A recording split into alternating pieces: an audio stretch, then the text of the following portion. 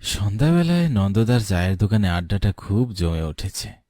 আমি, দীপু আর রাজু বসে এক কাপ চা খেতে খেতে হঠাৎ মেঘ করে আসলো আর বৃষ্টি নেমে পড়ল, যাকে বলে কাল বৈশাখী।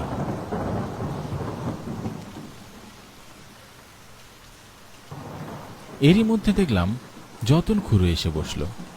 নন্দ, এক কাপ কড়া চা দে, লিকার করে। ওই যতন খুড়ো, কি খবর বলো? অনেকদিন তোমাকে দেখতে পেলাম না। হ্যাঁ ভালো, তোদের কি খবর? ওই চলছে।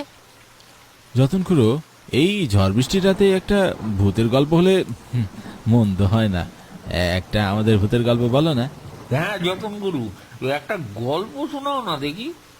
অনেক দিন তো হলো তোমার মুখে গল্প শুনি না, বলো তো কেমন লাগে। এই দীপু, যতন খুড়ো গল্পটা শুরু করার আগে আমাদের আবেদনটা একবার দর্শকদের কাছে খুলে বল দেখি। দর্শক বন্ধুদের উদ্দেশ্যে জানানো যাচ্ছে যে যদি কোনো দর্শক বন্ধু আমাদেরকে কোনো গল্প লিখে আমাদেরকে পাঠায় আর আমরা সেই গল্প যদি পছন্দ করি, তাহলে আমরা সেই দর্শক বন্ধুকে পুরস্কৃত করব। তাহলে চলুন শুরু করা যাক আজকের গল্প। তবে হ্যাঁ, যারা এখনো চ্যানেলটি সাবস্ক্রাইব করেননি তাদের কাছে অনুরোধ করছি, চ্যানেলটি প্লিজ সাবস্ক্রাইব করুন। আর গল্পটা শুনে আপনার কেমন লাগলো অবশ্যই আপনার মতামতটা কমেন্ট বক্সে জানাবেন। শুনবি তাহলে? শোন। প্রায় 30 বছর আগে আমার এক বন্ধু ছিল, নাম মাহি। সে চাকরি সূত্রে বর্ধমান নামে এক গ্রামে পোস্ট অফিসে জয়েন করে।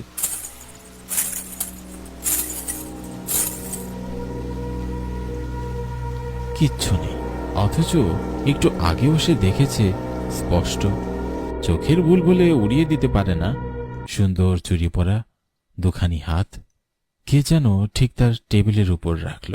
চুরির মিষ্টি মৃদু আওয়াজে তার মনোযোগ আকৃষ্ট হল, কিন্তু চোখ তুলে তাকাবার সঙ্গে সঙ্গে মহি যেন বিস্ময়। ঘটনার আকস্মিকতায় স্তম্ভিত হয়ে গেছে সে। কেউ নেই তার সামনে বা আশেপাশে। আশ্চর্য! তুই একটু আগে কার হাত রেখেছিল?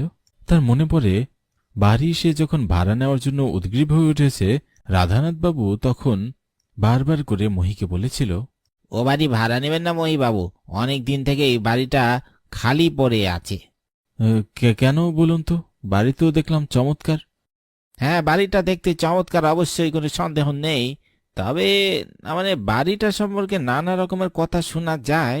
এর আগেও 2-3 দিন এখানে এসেছিল, রাতে কেউ টিকতে পারেনি।